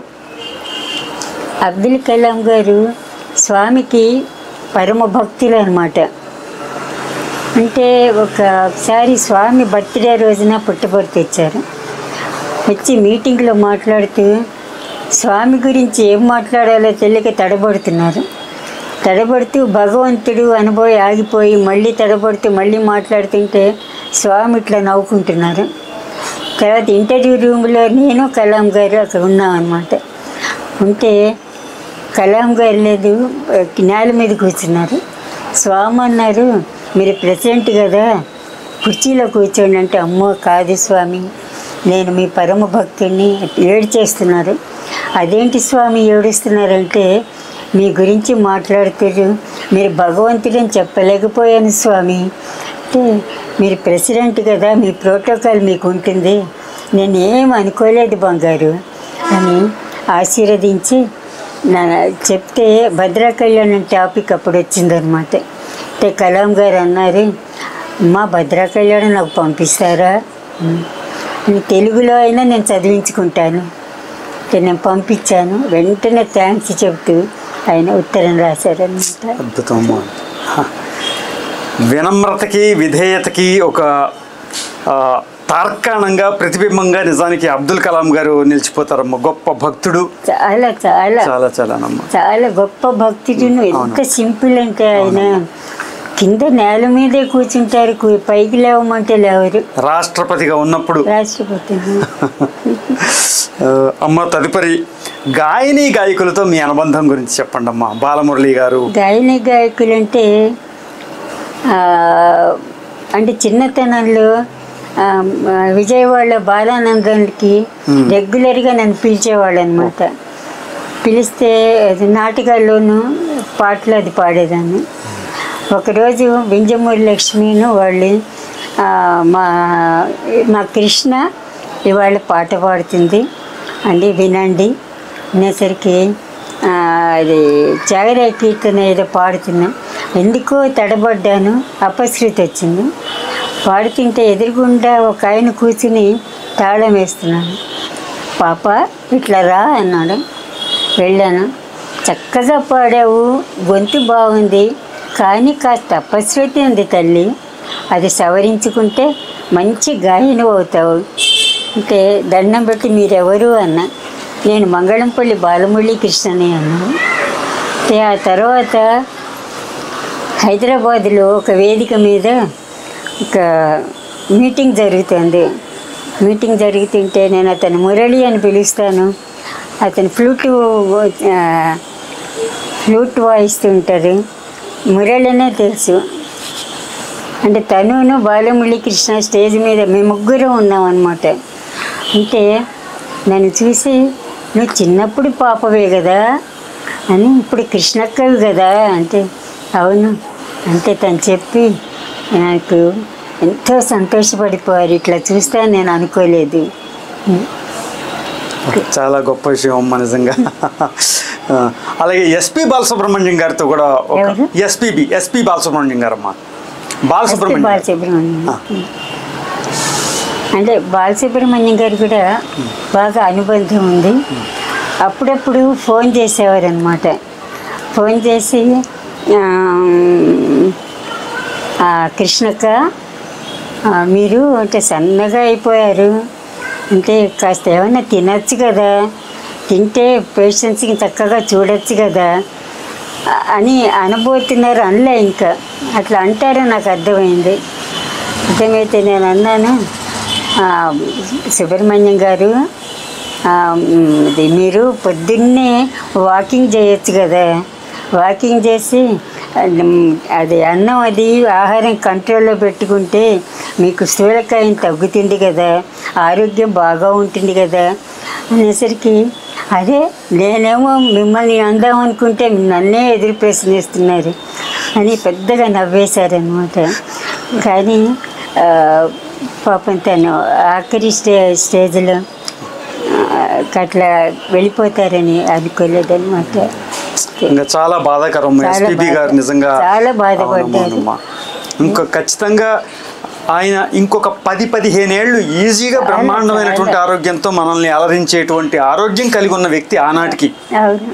దురదృష్టవశాత్తు కరోనా కాలంలో మనం వారిని కోల్పోయాము. అమ్మ, అలాగే ఘంటసాల గారితో మీ కుటుంబానుబంధం ఉంది కదమ్మా? ఘంటసాల గారు ఎప్పుడు పర్సనల్గా కలుద్దామన్నా నేనేమో ఇట్లా దీంట్లో ఉండేదాన్ని, తర్వాత వృత్తిలో ఉండేదాన్ని. ఆయన 74లో వెళ్ళిపోయారు కదా. నాన్నను ఘంటసాల ఒకే సంవత్సరంలో ఇదైపోయారనమాట. కానీ ఆయన ప్రాణం నాకు నిజంగా కారణ జన్ముడైన దైవాంశ సంభూతుడు. ఒకరోజు మీటింగ్లో మాట్లాడుతున్నాను ఆయన గురించి. మాట్లాడితే ఘంటసాల గారు అనేసరికి అక్కడే స్టేజ్ మీద సావిత్రి అత్తయ్య ఉన్నారు.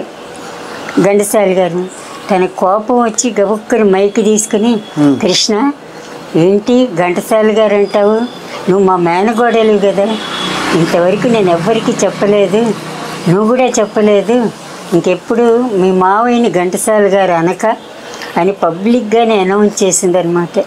నేను అన్నాను, అత్తయ్య అనొచ్చు, కానీ అటువంటి దైవాంశ సంభూతిని మావయ్య అంటే అందరూ ఆయన దూరం అనుకుంటారు ఘంటసాల, అందుకని నేను అంటలేదు అత్తయ్య చెప్పాను. ఇప్పుడు ఆవిడికి అత్తయ్యకి ఒంట్లో బాగాలేదు, బెడ్ రీడన్ అనమాట. మావయ్యది అట్లా వింటూ అట్లాగే పడుకునేది అనమాట. నిజంగా వాళ్ళ ఇద్దరు హీరోలకి, ఇద్దరు అగ్రనాయకులకి ప్రాణం మా ఘంటసాల మావయ్య. ఘంటసాల గారి పాటలు ఈ రోజుకి ఈనాటికి కూడా ఎన్ని తరాలు గడిచినా ఆ పాటలు ఎంతోమందికి ప్రాణప్రదంగా నిలబడి తెలుగు జాతిని ఉర్రు తొలుగుస్తూనే ఉన్నాయమ్మా. అంత గొప్ప గానం అయింది. గంధర్వుడు అంటే ఆయనే, అందులో సందేహం లేదు. అది వాళ్ళిద్దరిలోనే కాదు ప్రాణం. అవునమ్మా. వింటున్న ప్రతి వాళ్ళని మైమర్పింపజేస్తుంది అనమాట. అటువంటి వాళ్ళు కారణ జన్మలు మళ్ళీ పుట్టరు. అవునమ్మా. 74లో భౌతికంగా వెళ్ళిపోయినా కూడా అది ఆయన వెళ్ళిపోయారని తెలిసి 74లోనే అన్నయ్యకి హార్ట్ ఆపరేషన్ అయింది అమెరికాలో. అయితే ఏడ్చేస్తున్నాడు. అంటే డాక్టర్స్ అన్నారు, నాగేశ్వరరావు గారు మీరు వెళ్ళొద్దు అని చూడటానికి, ఎందుకంటే మీ హార్ట్ అట్లా ఉంది, చాలా వీక్గా ఉన్నారు, వెళ్ళొద్దంటే ఇంకా బలవంతంగా కంట్రోల్ చేసుకున్నారనమాట. తెలియని వాళ్ళు అనుకుంటారు అంత ప్రాణమైనా కూడా చూడటానికి రాలేదు, కానీ అది అబద్ధం అన్నమాట. సో ఈ మధురానుభూతులు అనేవి మన జీవితం పాటు అలాగా వెన్నాడుతూ మనకి ఒక ప్రేరణను ఇస్తూ ఉంటాయమ్మా. అంత గొప్ప అనుభవాలు, అనుభూతులు అవన్నీ కూడా వాళ్ళిద్దరిలో ప్రాణం. అవునమ్మా, అవునమ్మా, నిజం అమ్మ. అలాగే మీ జీవితంలో మరో వ్యక్తి షావుకార్ జానకి గారి గురించి కూడా ఒక 2 విషయాలు. షావుకార్ జానకి గారు స్వామికి పరమ భక్తురాలు అనమాట. ఆవిడ పుట్టపర్తిలో వంట చేస్తుంటే స్వామికి ఎంత ఇష్టం అంటే చాలా చాలా ఇష్టపడతారు. అది సోదరి కృష్ణకుమారి గారు వెళ్ళిపోయిన తర్వాత జానకి గారు నన్నే తనలో చూసుకుంటే కృష్ణ కృష్ణ అని ఫోన్ చేస్తూ ఉంటారు. ఇప్పుడు కూడా అంతే, అమ్మ చెల్లాయి కృష్ణ అని ఫోన్ చేస్తూ ఉంటారు. ఇప్పుడు ఆరోగ్యం అంత బాగలేకపోయినా ఎప్పుడు ఫోన్ చేసినప్పుడల్లా స్వామి గురించే మేము మాట్లాడుకుంటూ ఉంటాం అన్నమాట. పరమ భక్తురాలు జానకి గారు. అమ్మ, అలాగే స్థానం గారి గురించి. స్థానం నరసింహారావు గారు. స్థానం నరసింహారావు గారు అమ్మ. స్థానం నరసింహారావు గారు మా మావయ్య అవుతారన్న, అంటే మేనమామ వరుస. తెనాల్లో ఎక్కువ ఉండేవారు. ఎప్పుడు అట్లా పెడుతూ మా తాతయ్యకి బాగా ఇంత బ్లడ్ రిలేషన్ ఆయన. అట్లా పెడుతూ ఆగి అమ్మమ్మ ఇచ్చిన కాఫీ తాగి సంతోషంగా వెళ్ళేవారు అనమాట. అయితే ఆయన ఒక రోజున అంటే చివరి రోజుల్లో ఆయనకి పెరాలసిస్ వచ్చి మాట్లాడలేని స్థితిలో ఉన్నప్పుడు అంతకుముందే నాకు ఫోన్ చేశారు, కృష్ణ నేను నటస్థానం పుస్తకం రాస్తున్నాను, ఒకసారి రామ్మా అన్నారు. నేను కాకినాడ నుంచి వచ్చా. చెప్పలేక చెప్తుంటే నటస్థానం పుస్తకంలో నేను కూడా చాలా రాశాను అనమాట. ఓ రాస్తే నీ పేరు కూడా రాస్తానమ్మా అన్నారు. అంటే వద్దు మావయ్య, నీ పేరే ఉండాలి నటస్థానం. ఎంత అద్భుతమైన గ్రంథం అంటే, కానీ అది ఒకటో రెండో ఉన్నాయన్నమాట.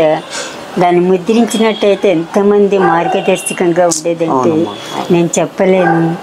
ఆయన పద్మశ్రీ తీసుకోవటం అంటే నాటక రంగంలో పద్మశ్రీ తీసుకున్న ఏకైక వ్యక్తి మా స్థానం మావయ్య. తను రాష్ట్రపతి అక్కడ పద్మశ్రీ తీసుకోవటానికి పెడుతుంటే అందరూ లేచి నుంచున్నారనమాట. లేచి నుంచుంటే అంటే మంత్రులు వాళ్ళందరూ లేచి నుంచి దండం పెడుతుంటే ఎవరికి అర్థం కాక ఏంటి ఎవరంటే ఆయన మహానుభావుడు, అది ఆడవేషాలు వేస్తూ అది అంతా చరిత్ర సృష్టించాడు నిజంగా అనేసరికి వాళ్ళు రాష్ట్రపతి వాళ్ళ ఇంటికి పిలిచి డిన్నర్ ఇచ్చి ఎంతో ప్రేమగా చూసుకున్నారనమాట. హైదరాబాద్లో ఆయనకి పెద్ద ఇది సన్మానం జరిగింది. వెళ్ళేటప్పుడు నా ఎదురుగుండా వచ్చి కుంకుమ భరిణ నా చేతికి ఇస్తే మావయ్యకి ఇట్లా బొట్టు పెట్టానమాట. నిజంగా చాలా గొప్ప నటుడు. ఒకరోజు అన్నయ్య తెనాలి వచ్చినప్పుడు, అమ్మా మీ మావయ్యకి ఒంట్లో బాగాలేదుట కదా, మాట్లాడలేకపోతున్నట్టు కదా అంటే, అవునన్నయ్య అన్న పద చూసొద్దాం అన్నారు. నేను అన్నయ్య చిన్న చెల్లెలు పద్మ మేము ముగ్గురం మావయ్య వాళ్ళ ఇంటికి వెళ్ళాము. ఇట్లాగే పెరాలసిస్ ఎట్లాగా పడుకుని ఉన్నారు, మాట లేదు.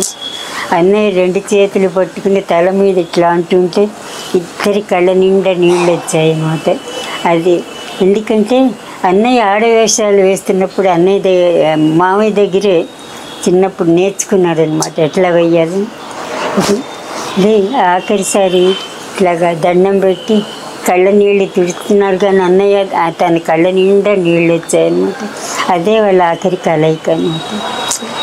నిజంగా సూర్యచంద్రులు ఉన్నంత వరకు కూడా వారి స్థానాన్ని ఆ స్థానం చెక్కు చెదరని ఒక స్థానాన్ని వారు సృష్టించారమ్మా. ఎన్నో అనుభూతులమ్మా. అమ్మ ఒకసారి మళ్ళీ మీ కుటుంబం దగ్గరకు వచ్చినట్టయితే మీ అక్క చెల్లెళ్ళ గురించి ఏమన్నా కొంచెం చెప్తారమ్మా? మీ అక్క చెల్లెళ్ళ గురించి అంటే నా తర్వాత హేమ అంటే తను కెనడాలో డాక్టర్ అనమాట. ఓకే అమ్మా.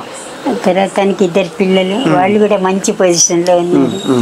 ఆ తర్వాత అమ్మాయి తను లెక్చరర్గా చేసి ఇప్పుడు ఇక్కడ హైదరాబాద్లో ఉన్నారు. మా మరిదేమో రిజర్వ్ బ్యాంకులో జిఎంగా చేసి రిటైర్ అయ్యారనమాట. తర్వాత ఇంకో చెల్లి ఆస్ట్రేలియాలో ఉంది, ఇంకో చెల్లి ఇక్కడే ఉంది ఆధ్యాత్మిక దాంట్లో ఉంది. ఒక తమ్ముడేమో తను ఎక్సైజ్ డిపార్ట్మెంట్లో చేసి రిటైర్ అయ్యారు. ఇంకో తమ్ముడు తను సీనియర్ జర్నలిస్ట్ అనమాట, కేవి రామకృష్ణ అని, ఆంధ్రభూమిలో 30 సంవత్సరాలు చేసి రిటైర్ అయ్యారు అనమాట. ఇంకా ఆఖరి తమ్ముడు తను శరత్ బాబు అనమాట. వాడు లేడని చెప్పలేక అందరూ కూడా భగవంతుని దయ వల్ల అందరు మంచి పొజిషన్లో ఉన్నారు. అమ్మ, మీరు మీ జీవిత కాలంలో సుమారుగా 4 తరాలను చూశారు. మీ అమ్మగారి తరం, మీ తరం, మీ తర్వాతి తరం, అలాగే కొంత భావి తరాన్ని కూడా 4 తరాలను చూశారు. మీరు ఈ 4 తరాల్లోని ఎలాంటి వ్యత్యాసాన్ని గమనించారు? ఎలాంటి వ్యత్యాసం, ఎలాంటి తేడా, జీవన శైలి కావచ్చు, మనస్తత్వం కావచ్చు? అంటే చాలా తేడా ఉంది. ఎందుకంటే పూర్వకాలంలో అయితే ఆత్మీయత ఉండేది, అనుబంధాలు ఉండేది, ఒకళ్ళ కోసం ఒకళ్ళు ఎంతైనా ఏదైనా చేసేవాళ్ళు అనమాట. అది కుటుంబ వ్యవస్థ, ఉమ్మడి కుటుంబ వ్యవస్థలో అంటే విజయవాడలో ఉమ్మడి కుటుంబం ఉండేది. అందరు బ్రదర్స్ అందరూ, అంటే మా నాన్నగారి బ్రదర్స్ అందరూ ఒకే ప్రాణంగా ఉండేవాళ్ళు. కానీ ఇప్పుడు అది ఏమీ లేదు, ఎక్కడ పడితే అక్కడ ఉండటం. తర్వాత ఇప్పుడు చూస్తున్నారు కదా పేపర్లో, తల్లిని చూసేవాళ్ళు లేరు, తండ్రిని చూసేవాళ్ళు లేరు, ఒక డబ్బు తప్ప ఇంకేమీ లేదు. అది ఆధ్యాత్మిక పరంగా అసలే లేదన్నమాట. అంత స్వార్థం, దైవ చింతన లేదు. ఎంతసేపు ఎక్కడ సంపాదించాలి, అది మనకే ఉండాలి, ఇంకోళ్ళకి ఉండకూడదు, వేరే వాళ్ళకి ఉంటే ఈర్ష్య అసూయ ద్వేషం తప్ప ఏమీ లేదనమాట. చాలా మారిపోయింది.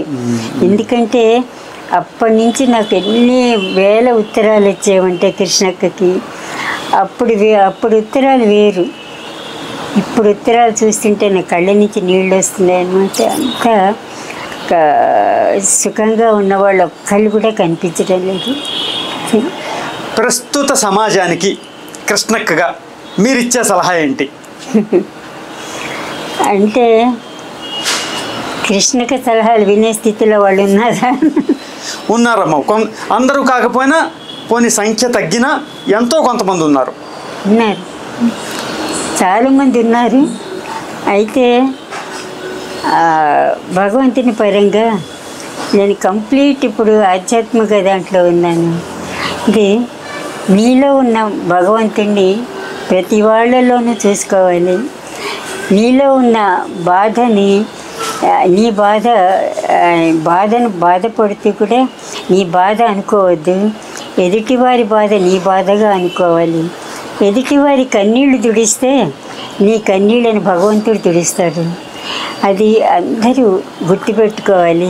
ఇప్పుడు అందరూ ఎదుటి వాళ్ళ ఏమన్నా చెడు గుణం ఉంటే దాన్ని ఎక్కువ చేసి అది ప్రాపగాండ చేయటం ఎక్కువైపోయింది. అట్లా కాకుండా ఎదుటి వాళ్ళని చెడుని తీసేసి కాస్త మంచితనం ఉన్నా కూడా దాన్ని ఎన్లార్జ్ చేసి చూస్తున్నట్టయితే వాళ్ళలో మంచితనమే కనిపిస్తుంది.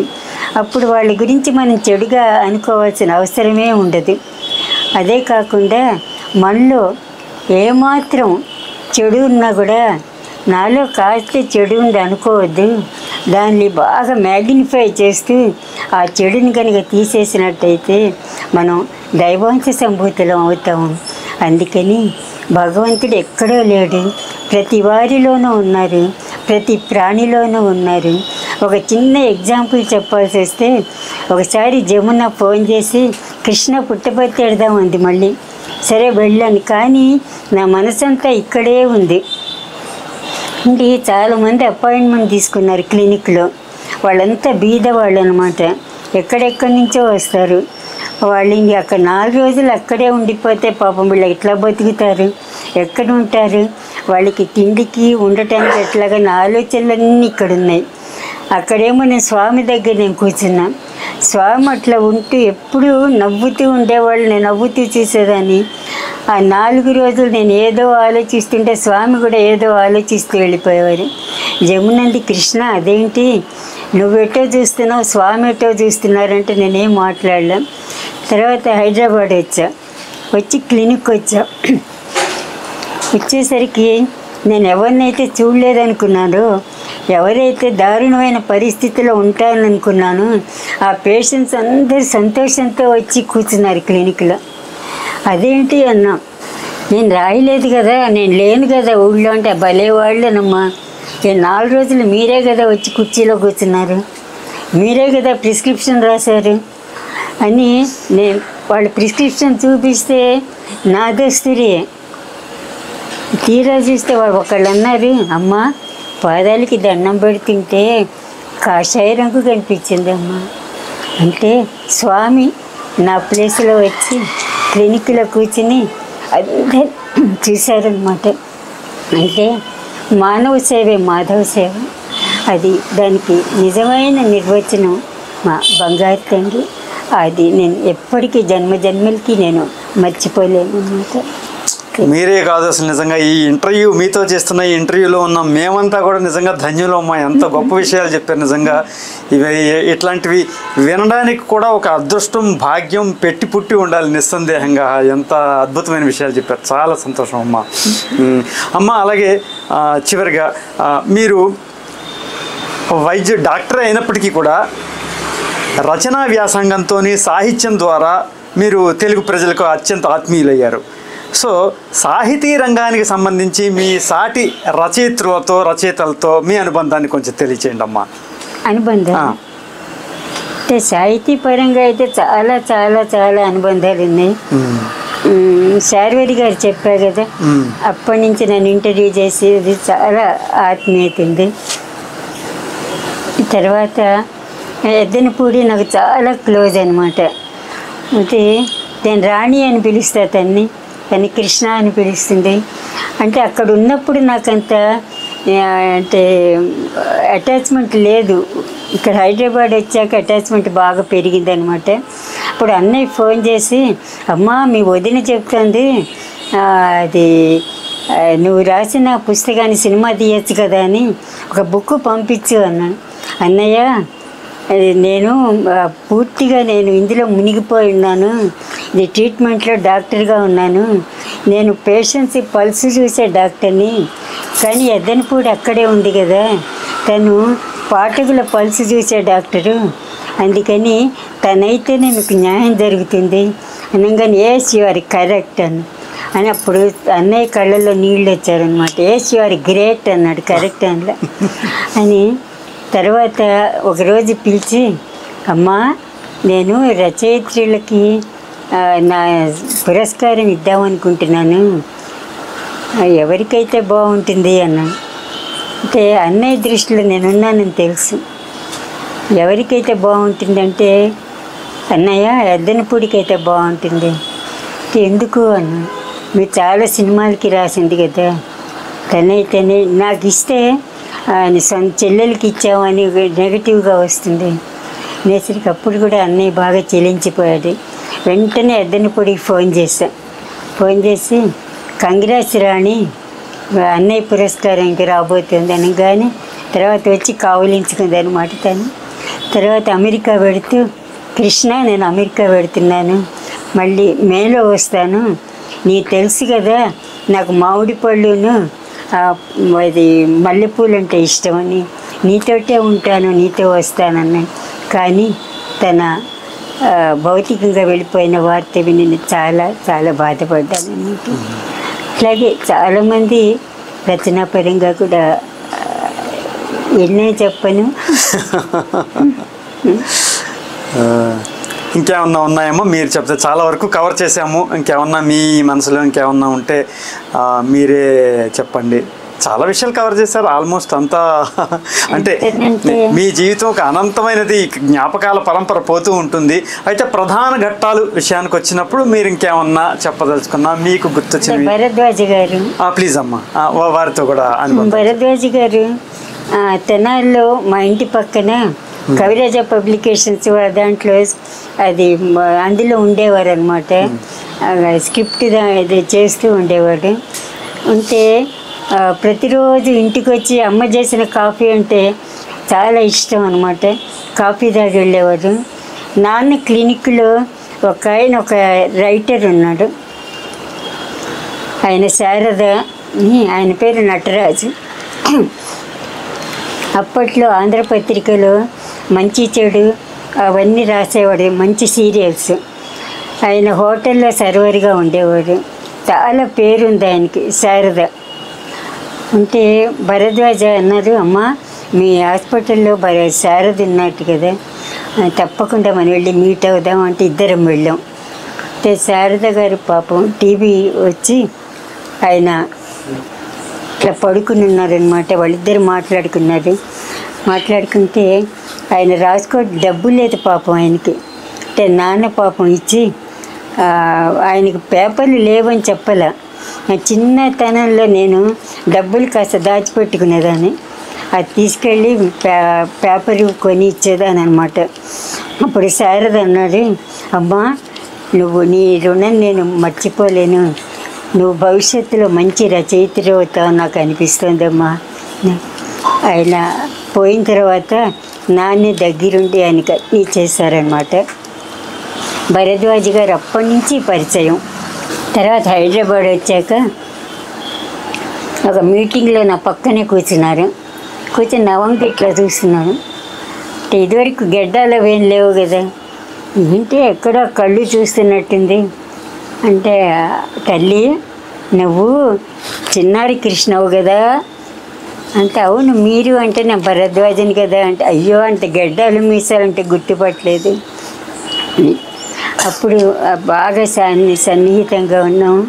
ఆయనకి పెద్ద అవార్డు వచ్చింది కదా, అది జ్ఞానపీఠం అమ్మ, జ్ఞానపీఠ అవార్డు వచ్చింది వారికి. వస్తే అవార్డు వచ్చినప్పుడు అన్నయ్య అన్నారు, అమ్మా మన ఇద్దరం భరద్వాజని కంగ్రాట్ చేయడానికి వెడదామా అంటే సరే ఇద్దరం వెళ్ళాం.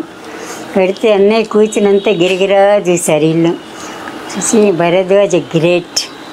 నేను అనుకున్నాను ఇంత ఈ స్థితిలో ఉంటారని నా కల్లో కూడా అనుకోలేదు. నిజంగా జ్ఞానపీఠ అవార్డు వచ్చింది ఆయనకి, రావాలి, ఈజ్ గ్రేట్. చెప్పులు లేకుండా నడిచేవారు పాపం, అంత సింపుల్ మనిషి. అందుకే జ్ఞానపీఠ అవార్డు వచ్చింది. చివరిదాకా కూడా పేషెంట్గా కూడా నేను చూడటం జరిగింది అన్నమాట. అమ్మ, సాహితీ రంగం గురించి చెప్పారు, సంగీత రంగం గురించి చెప్పారు, ఆధ్యాత్మిక రంగం గురించి చెప్పారు, విద్యారంగం గురించి చెప్పారు. నాట్య రంగానికి సంబంధించి ఏమన్నా అనుభూతులు ఉన్నాయా? నాట్యరంగ ప్రముఖులు, నాట్యరంగానికి సంబంధించిన వారితోటి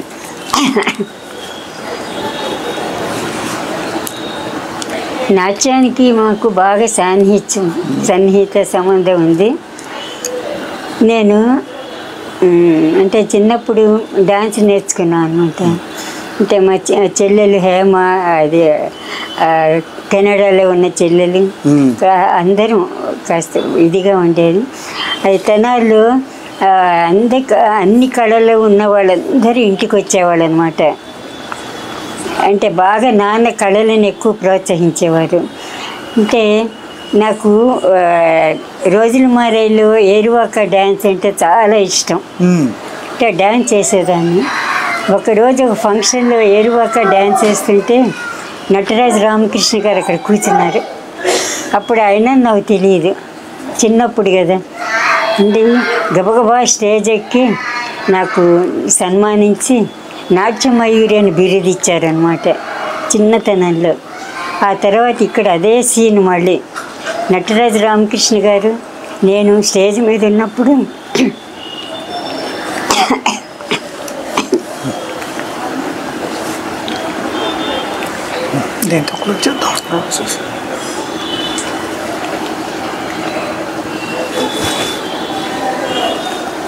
అమ్మా